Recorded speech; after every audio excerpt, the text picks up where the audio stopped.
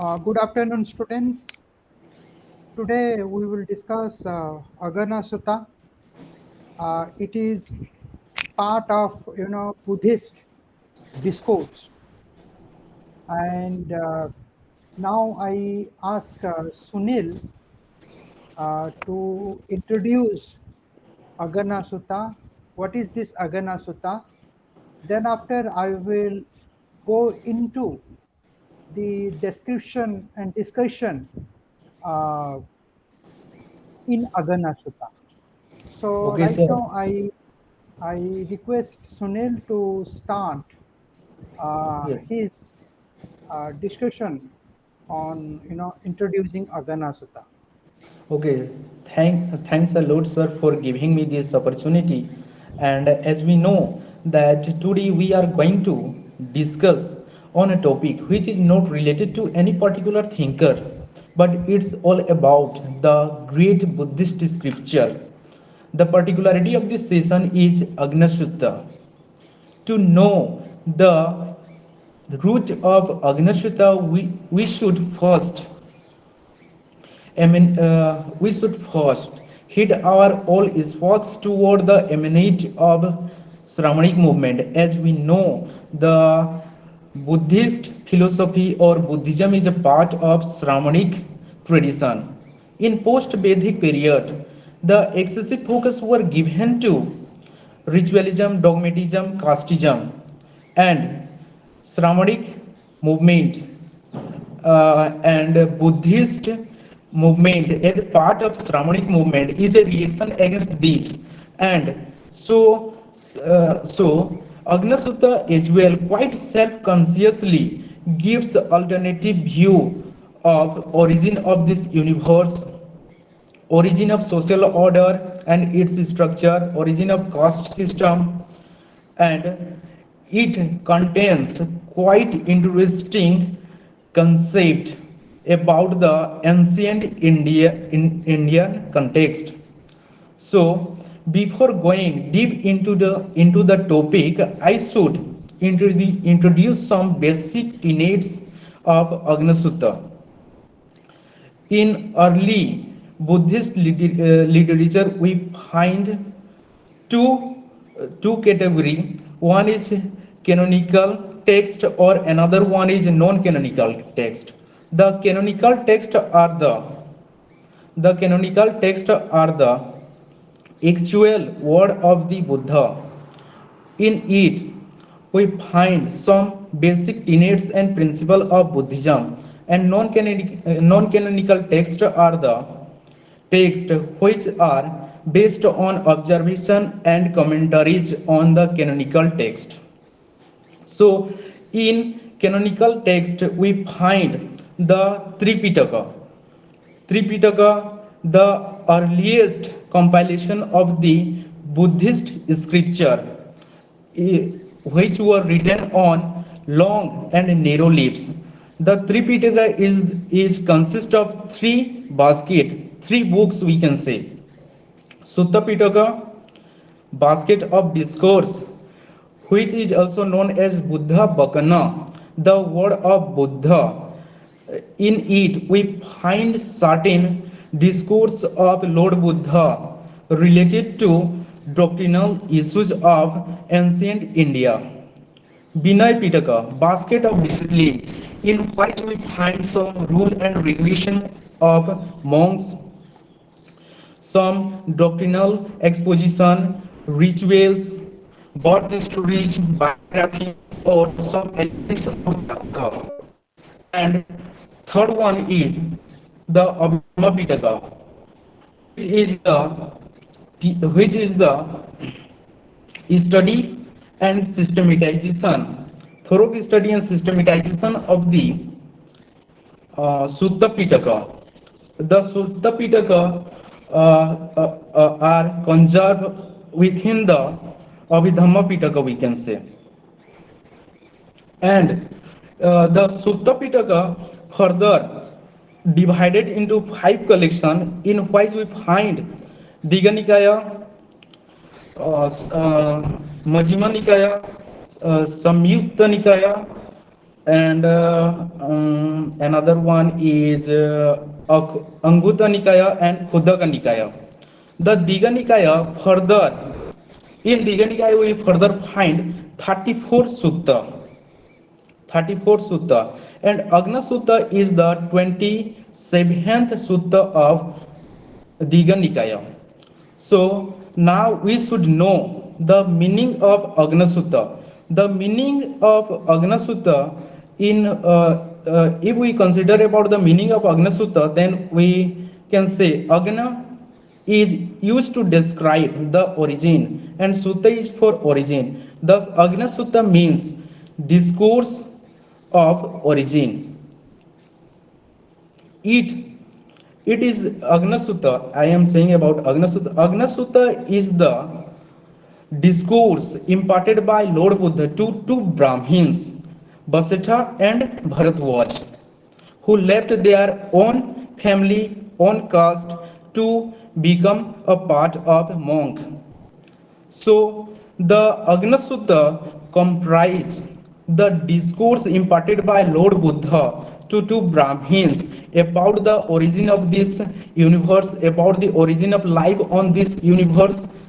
So the whole discourse uh, among Lord Buddha and Vasishtha and Bharadwaj is considered as Agganna-Sutta. So further session will be dealt by our sir. Thank you, sir. So thank you, Sunil. I think you have done your part well. Uh, you know, in the beginning, let me confirm that I am not a Buddhist scholar. I am just trying to understand Buddhist philosophy while going through Agganna-Sutta. So whatever I have understood, I am just sharing with all of you. This Buddhist discourse has been written in Pali language, and the Brahminic tradition and the discourse of Brahminic tradition, or all these Vedas, Puranas, Upanishad, that has been written in the Sanskrit language. So, there is difference in pronunciation uh, between Pali language and Sanskrit language. For example, in Pali language, what you call dhamma, in Sanskrit that is dharma, righteousness. I think the two Brahmins, what Sunil said, Vasishtha and Bharadwaj, these are actually the two clans of Brahmins, that is Vasishtha and Bharadwaj. Right. So, there is slight, different pronunciation in Pali language. So, as Sunil said that there is something called Tripitaka. Tripitaka means, uh, you know, three original, text that deals with, dhamma or dharma. Or in other words, we can say that there are three main dharma in early Buddhism. In fact, this three Pitaka is the, uh, you know, uh,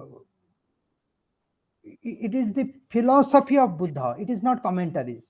It's a primary, literature. So this, and what are those three, uh, dharma in three pita in early Buddhism? What are those three dharma?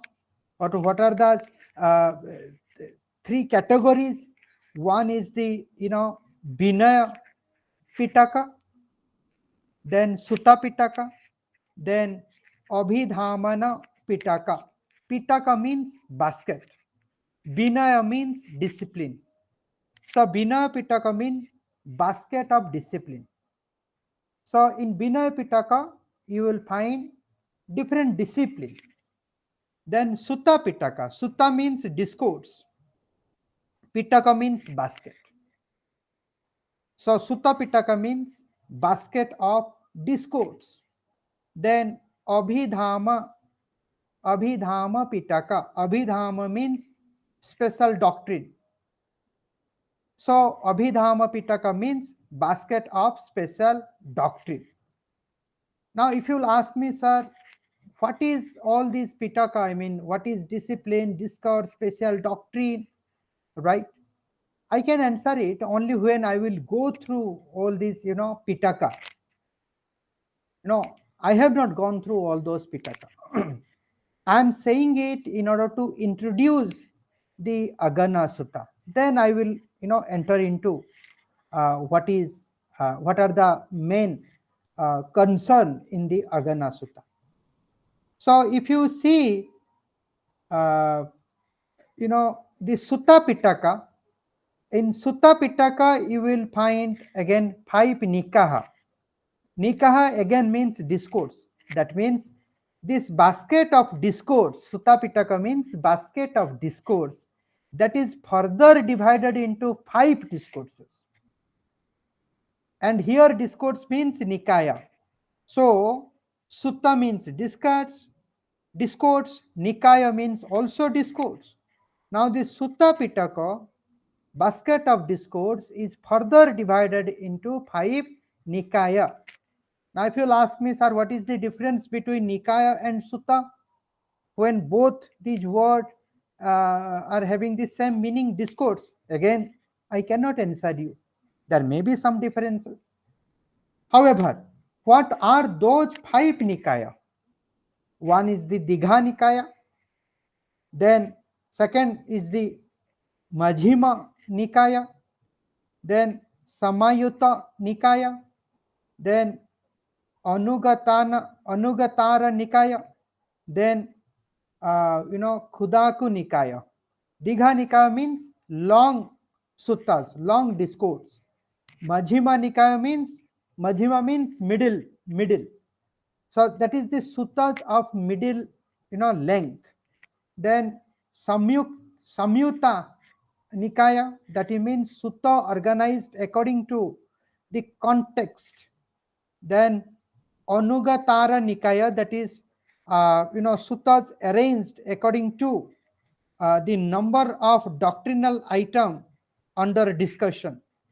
Then Khudaku Nikaya means suttas not included in any of other 4 Nikaya. Right. So these are the 5 Nikaya. And what is the difference? If you'll ask, again, I cannot answer it because I have to go through all these Nikaya to give an answer of this question. However, this Agganna-Sutta is part of Digha Nikaya. In Digha Nikaya means it's a long suttas, I mean long discourse. Digha means Dirgha. Dirgha means long discourse. And this Digha Nikaya, long discourse, there are 34 suttas. Suttas means basically maybe sutras. There are 34, discourses in Digha Nikaya. And the 27th sutta is the Agganna-Sutta.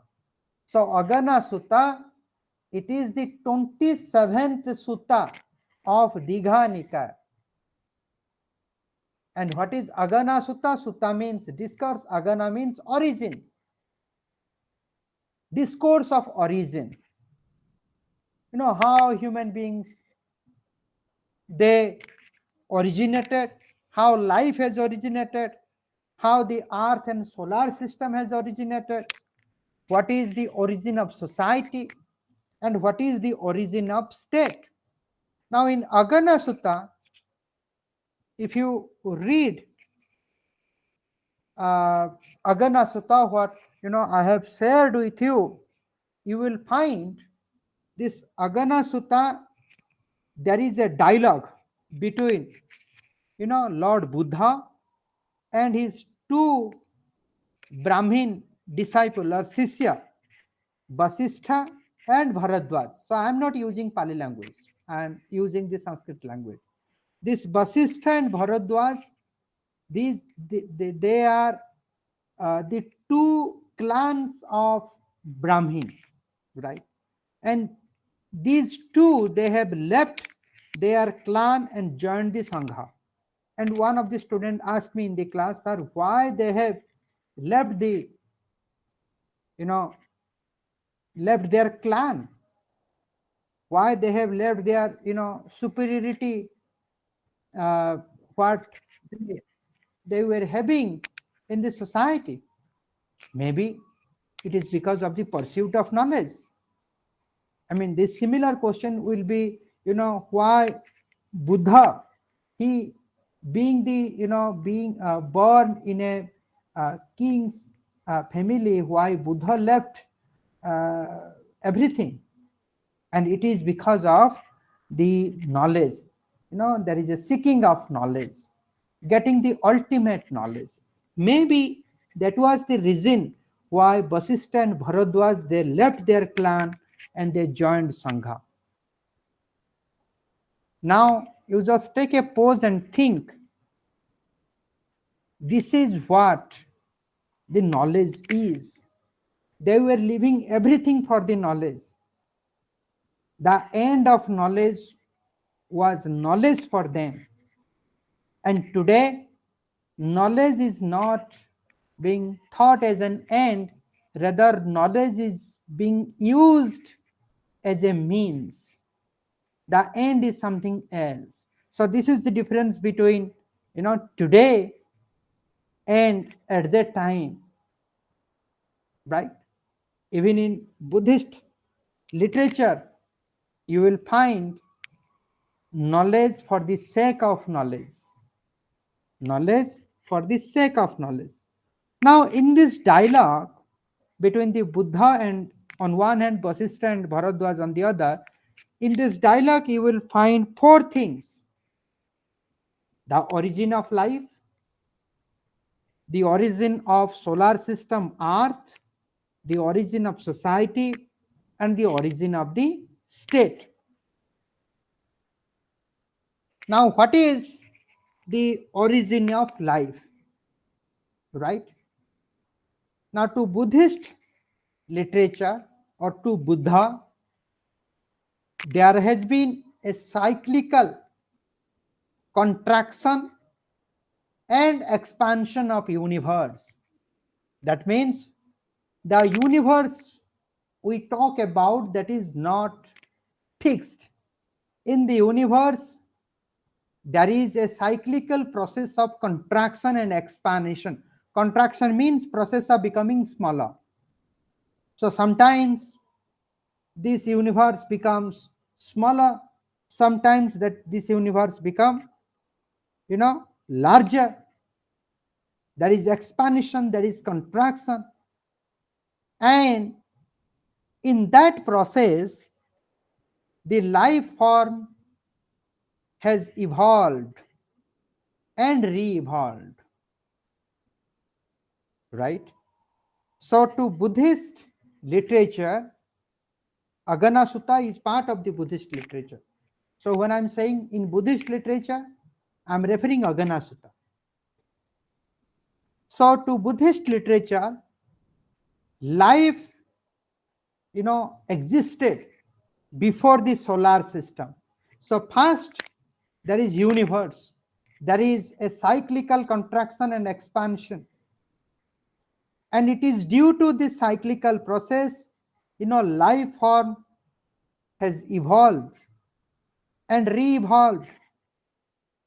And after, life evolved, then the solar system emerged.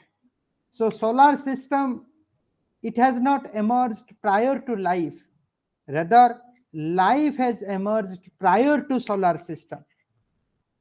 And what was the nature of that life? Now that the nature of that life, or that life was floating, ethereal.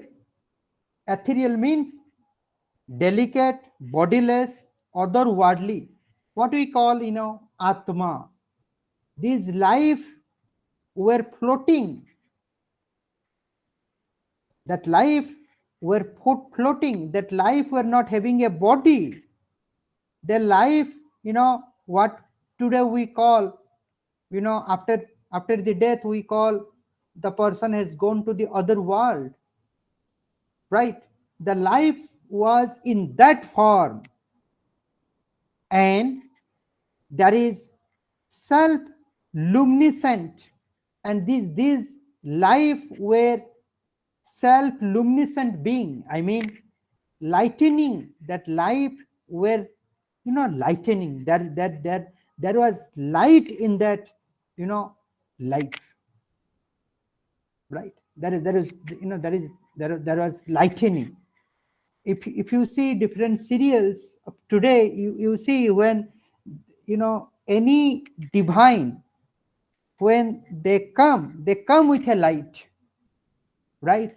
And we say that the the entity who comes with a light is not a normal person, he's a god, he's a divine, right? And that light, it was also with that life, and the life, it was uh, uh, I mean the self luminescent being lived in bliss. The self luminescent being lived in bliss. So the life was in a blissful stage, or in Northern style we can say that divinity was attached to that life.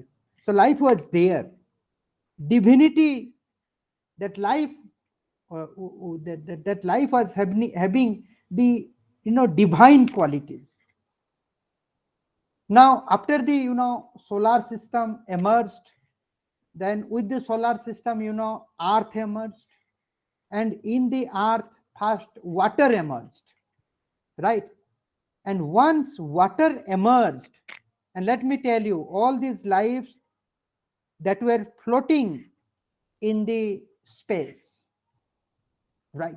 Now once earth emerged to the solar system, and once water emerged, these living beings, these life, they started consuming the water, and subsequently they finished the water.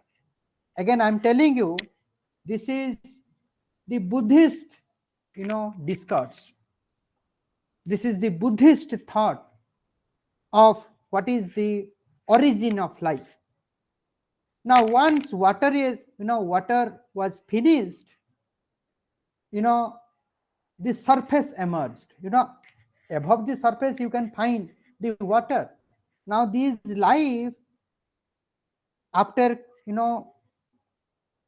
finishing all this water, these life and these living beings started eating the surface. They started taking water, then they started taking the surface, then they took fungi, and subsequently they took rice. Now what happened in consequence? Now consequently, these living beings lost their divine quality, lost their luminosity, lost their radiance. They got they got thick skin, right? So after consuming all these life, they lost radiation, they lost luminosity, they got thin skin, their color also changed.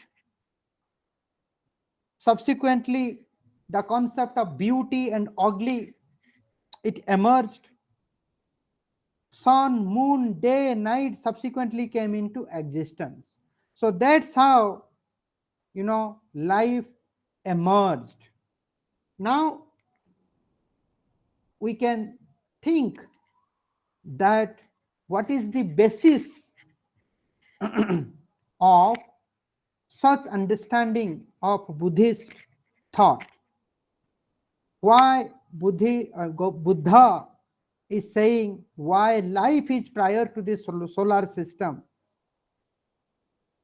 right? You can think about it. I don't have any explanation. This is what, mentioned in the text.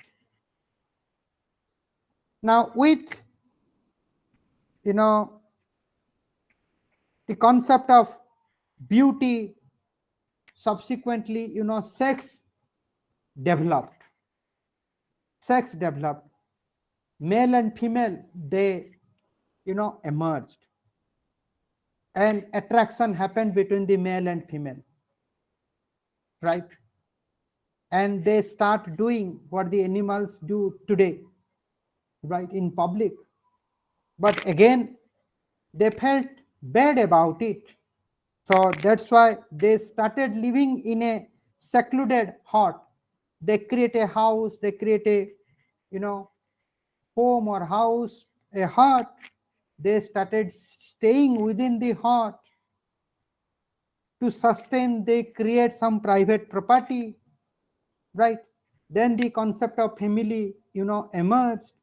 So with that, this life, which was having, radiance, which was having the divine quality, these life, they, lost their virtue. They lost their virtue. These life,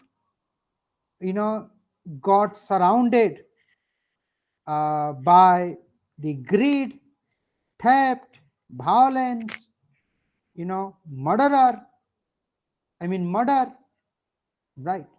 And subsequently, these life, among all these, vices, they created a situation of anarchy, right? Now, life without body was eternal. Now, life with body, body means sex and beauty. Life without body, it was eternal. Life with body, along with family, private property, crime, punishment, were fallen from bliss. Right. Now, here I think there is a strong resemblance between, Hinduism and Buddhism. Right. Hinduism talks about, soul, Atma, soul never dies. And in Buddhist discourse, you can find the life without body. That is also kind of soul, right? So with body, individual, gets involved in different forms of negative practices, corruption. But without body, soul is always, pure. And that is what also said by the Buddhist, literature. Right. Now, human life is natural. For example, you know that from the Buddhist understanding that how human life has evolved. So according to the, Buddhist literature, this human life is a natural creation,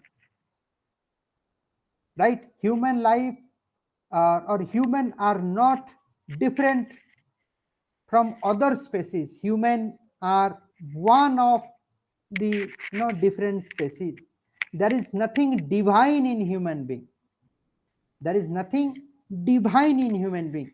In fact, uh, in every species you can find the divine, or divine has created the different species, and one of the species is the human. Now, with private property and family, vices and vanity, empty pride, lust, greed, theft, desire, crime, punishment, etc., made life miserable. Right? Now, to Buddhist literature, like, Rousseau, the private property and family are the root cause of all these, negativities. It is the prime cause of lust. It is the prime cause of greed, theft, desire, crime. Right? So that's, it is these two institutions, private property and family, that has made the life, miserable. Now, tired of anarchy, when people realize their miserable life, and people, they got tired of this anarchical situation. Now people, they opted the best and most able person from among themselves to maintain the order by protecting the virtuous and punished the wrong, person. Now people, they did not like this anarchical situation. That's why, to live in a orderly, or to create order in the society, these people from among themselves, they opted a best and the most able person. And who is that, best and most able person? That person must be handsome, that person must be attractive, that person must be strong, and that person must be capable.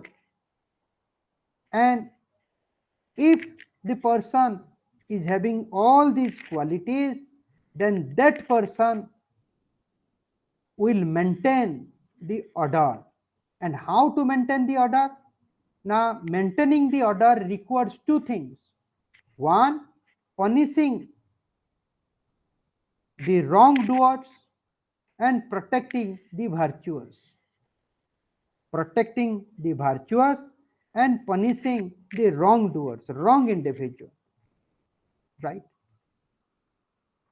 And in return, people promised to give 1/6 of their rice to that great elect, who is called, Maha Samata.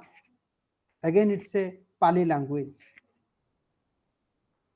So that person who will protect the virtuous and punish the wrongdoers, that person will sustain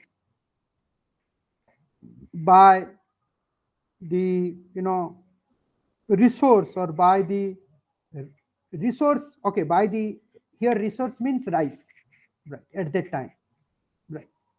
So all the, individual, they will give 1/6 of their cultivation to that great elect. And that's how, the state emerged as a punitive institution, having monopoly of coercion to end the anarchy and to maintain peace and order. Right? So anarchy can be ended only when virtuous will be protected and wrongdoers will be punished. So the state was the, first and last institution to punish the individual. The state, it emerged as a punitive institution that can punish. The state was having monopoly of coercion, right? And the application of coercion is to end the anarchical situation. So here you can find the state is a human arrangement in Buddhist literature. The state is a product of semi-contract. It is not the divine product. It's a semi-contract. Semi-contract means it is not the contract between the ruler and the ruled. It is the contract among the ruled class to create the, ruler. So it is not a contract among the people themselves. It is a contract between, sorry, what is a semi contract? It is not a contract among the people themselves. It is a contract between the people and government. I, wrongly, said it. So semi contract means it is a contract not between the people. In case of Hobbes and Locke, Rousseau, it is a contract. Now it is a contract between the ruler, no, sorry, it is a contract between among the ruled class, right? It is a contract among the subjects in order to create a Leviathan, in order to create a civil government, in order to create general will. But here in Buddhist literature, the contract is not between, or contract is not among the people. It is a contract between the people and the government. It is a semi contract, means contract between the people and the government. Contract means it is among the people. And what is the purpose of that government, or purpose of that contract? The purpose of that contract, it was twofold, and it was based on reciprocal obligation. And what are those twofold? First, the king is to protect and maintain the order, and the people will obey and pay the tax. That 1/6 of their rice, it was a kind of tax, and obedience of the people to that, Mahasamata, to that king, that was the obedience of the people, right? So the contract, in that contract, it is mentioned the king will maintain and protect the order, and the people will pay their taxes, and people will obey the king. Now, from this limited role, so what was the role of state? The role of state was to protect and maintain the order. What was the role of people? People will pay the tax, and people will obey the Mahasamata or king. Now, from this limited role, the state developed as an ethical institution, drawing its authority from Dhamma, what we call dharma. So this Dhamma in Buddhist text, in Sanskrit we call it dharma. It is all about this Dhamma is the constitutions of principles that guides all aspects of people's life, from temporal aspect to spiritual aspect, right? Now there are three phases of this development, right? I said the state developed as an ethical institution.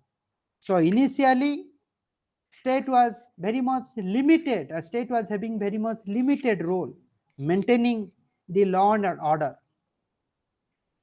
But subsequently, this state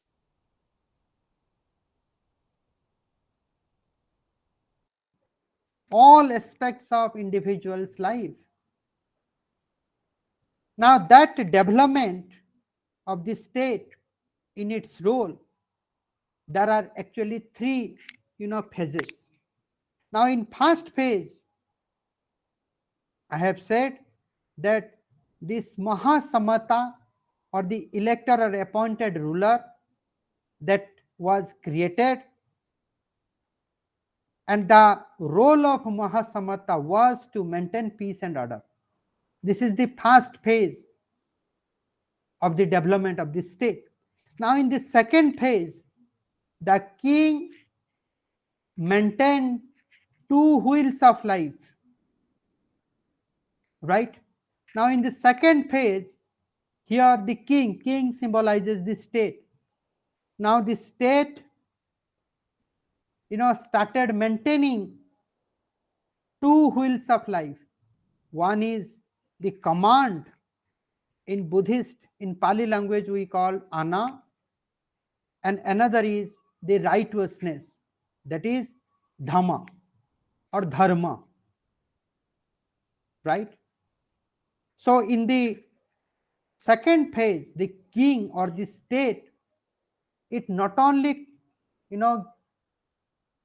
give commands to the people, but also it was guided, and it guided people by dharma. Now in this phase, the king or the ruler is called Khattiya. Khattiya means Adhipati. Adhi means Bhumi, right? The king was having the total control over the land or field. If the land is not belonging to any person, now that land belongs to the king. The king is considered as the Adhipati. So in the second phase, you can find how the state or the responsibility, the authority of the state, how it has slightly increased in comparison to the first phase. Now coming to the third phase, the state king or ruler became a instrument of dhamma, right? And there is a strong resemblance between, in the Brahminic tradition you can find the king, right? You can find in Manusmriti, in Chanakya, right? In Santi Parva, Vyasa, he has also written on it, how the king should behave, what the king should do, what the king should not do. The similar thing, the state, you know the similar thing the state also got in the third phase. Okay, in the third phase, the king became a instrument of dharma. Even the king cannot go against dharma. King cannot allow others, king cannot allow any person to go against the dharma or dhamma. Now the state became a ethical institution. State started doing moral policing. The state was giving direction to the individual, what individual should do and what individual should not. State became a ethical institution, guiding people to live a virtuous life, and king became the protector and promoter of dharma, right? So you see, in the first phase there was only commands of the king. In second phase you can find there is commands and dharma. In the third phase it is all about the dharma. So in the first phase the nature of state was political. In the second phase the nature of state was political and ethical. And in the third phase the nature of state became ethical absolutely, to Buddhist literature. Now this development of the state denote how Buddhist concept of state adjusted itself with the social order and real politic of those times. Now in today's class I said, even this Buddhist uh, thought on state, it is also not original, right? It is also not original. It is because every thought, including Buddhist thought, is a product of its time and space. Our thoughts are also saved and reshaped by our existence, by our social order in which we live. Now this thought of state in Buddhist literature, that was also guided by the social order of the time, the real politics of that time, right? Otherwise people may not believe it, people may not obey it. Now the nature of state was mostly monarchical in Buddhist thought, right? When I'm saying state in Buddhist literature, it means it is the king, right? Despite of the fact that there were also many republican state at that time, despite the fact that many republican states were existed at that time, right?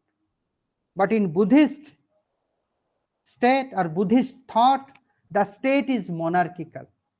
The state is monarchical because they think that king is the only person who can challenge the Brahminic tradition. Dharma Nyaya must be there to check the Dharma Shastra, right?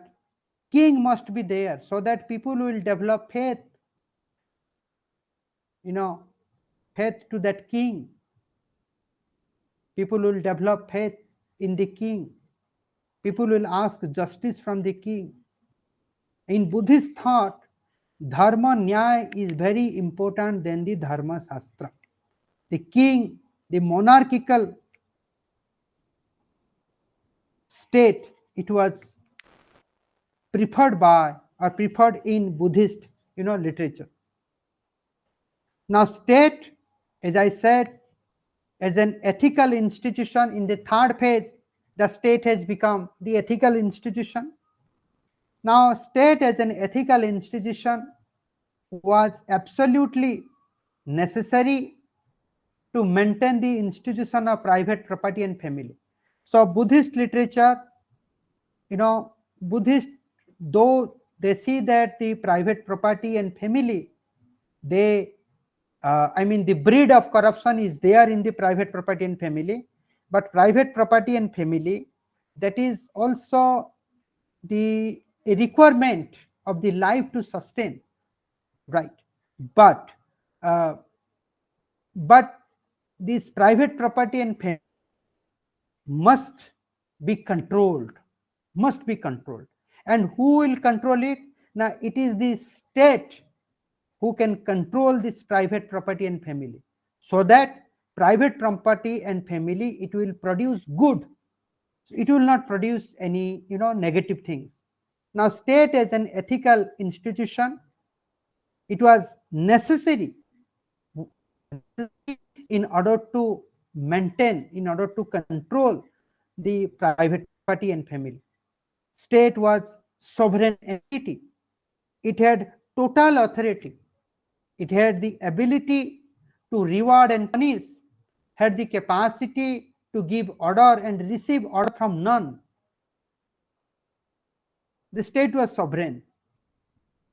The state was above than all, right? Sovereignty was attached to the state. Now the state was an ideal, state. So Buddhist thought the state as an, see, if the state is ethical in nature, it means the state becomes an ideal state.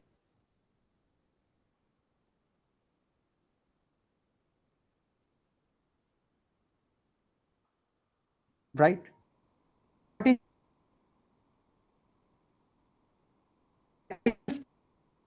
Without, thrones, without people, in an ideal state, people live in peace, happiness, harmony, and they do not have any fear. Now, state as a ethical institution, state also became an ideal state. Now, this ideal state was national. Sorry, this ideal state, it was based on rationality. This ideal state ensured the social equality. It ensured social justice. It ensured the balanced and progressive and moral, right? So this ideal state was rational, ensured social equality, social justice, produced a balanced society, progressive society, and produced the morality. Now, to maintain the ideal state in Buddhist thought, the king must have the 10 virtues. The first virtue is the generosity. Second virtue is jitendriya. Jitendriya means, indriya means senses. A person who has owned his senses, jitendriya. Third, ready to make sacrifice. So who will handle the ideal state? To handle and maintain the ideal state, the king is required. And the king must have 10 virtues: generosity, jitendriya, ready to make sacrifice, straightforwardness, gentle and kind, suffer for the people's sake, then free from anger and resentment, eighth, compassionate, ninth, tolerant, and 10th, approachable. So these are the 10 virtues of the king. Otherwise, the king cannot sustain the ideal state. Now, besides these virtues, the king must be a charismatic person. King must be a charismatic person. When who is a charismatic person? The person must be very handsome, attractive, well born, possesses great wealth, having a powerful army. Army means supporters. The person must be learned and wise, and that person must be an enlightened altruist.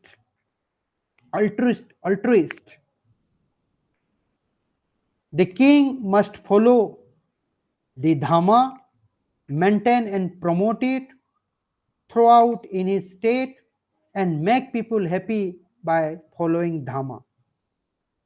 The king or the monarch must concern not only with the material welfare of his subjects, but also their moral well-being. Now, these are the required characteristic of a king, right? So that's how in Buddhist thought, I mean, the state, that's how, this is the nature of state in the, Buddhist thought, right?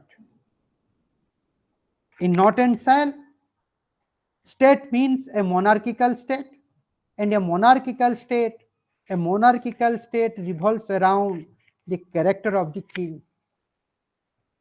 Now, to Buddhist thought, the state means an ideal state, and the ideal state is possible only when the king is virtuous. The king must have charisma. You remember about, three sources of legitimacy: rational, legal, charismatic, then historical.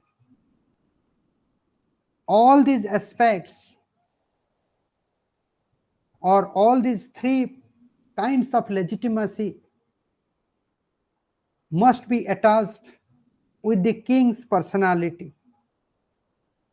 Then only the state can be an ideal state in Buddhist literature or Buddhist thought. And the state is the result of a development. There are three phases in the development of a state. Initially, the state was political. It had only the limited purpose, maintaining the law and order. And subsequently, in the third phase, the state became ethical. In the second phase, state was both political and ethical. And in the third phase, the state become, an ethical institution. Right. So this is the development of the state. And the state, it was the product of semi-contract. It is the result of the contract between the ruler and the ruled. It is not the result of contract among people themselves. And in that contract, it was fixed the king must protect and maintain the order, and people will obey the king and people will pay the tax. And why the concept of king emerged? It is because of the anarchical situation, and this anarchical situation caused by the concept of family, private property, crime, punishment. And why all these institution came into being? It is because individual, the life got a body. So as long as life was not having the body, life was very much eternal, life was very much pure. There was radiation, there is luminosity attached with the life.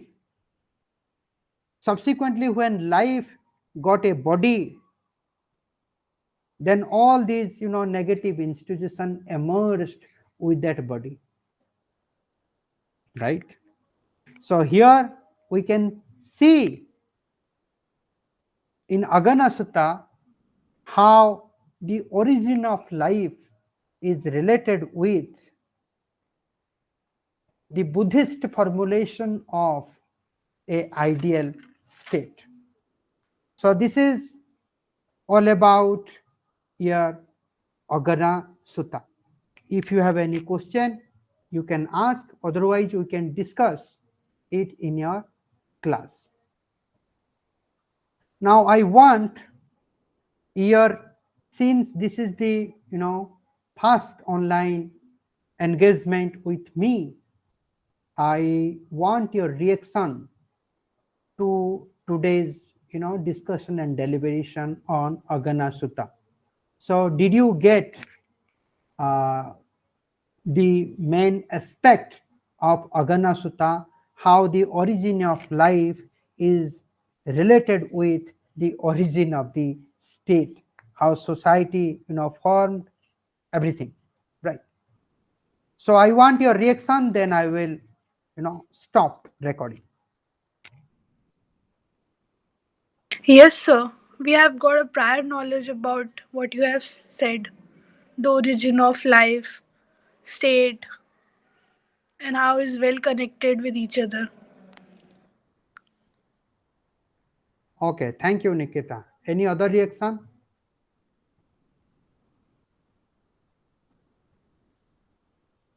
Shakti? Yes, sir. As you said Your that, reaction? sir. No, I can't hear you. Yes, sir. As you said that there is the semi-contract between peoples and government. I want to ask that if that in that period does the government exist actually, and if the government exists, then where there is need of any authority called Mahasammata? Does it mean that government not functioning or not maintain the order? Yes, I got your question.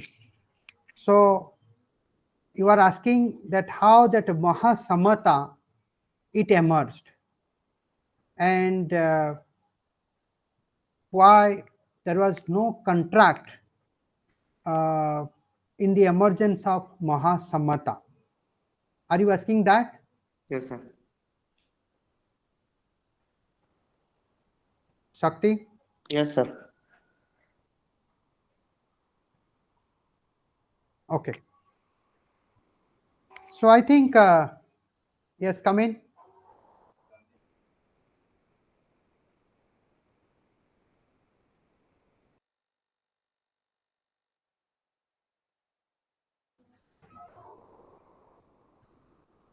Okay, I think the Mahasamata or the king, he was elected. He was elected by the people. Uh, there was no contract among the people to establish that Mahasamata are king, right? But let me do a, since I'm not a Buddhist expert, I think let me take it again, that why in Buddhist literature, why it is called semi contract, why not contract? I mean, why and the how, sorry, how this Mahasamata got elected, right? uh, was there any contract or not? So let me check it once again, then I will answer your question.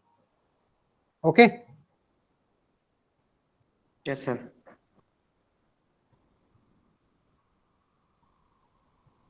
So thank you. I'm stopping the recording.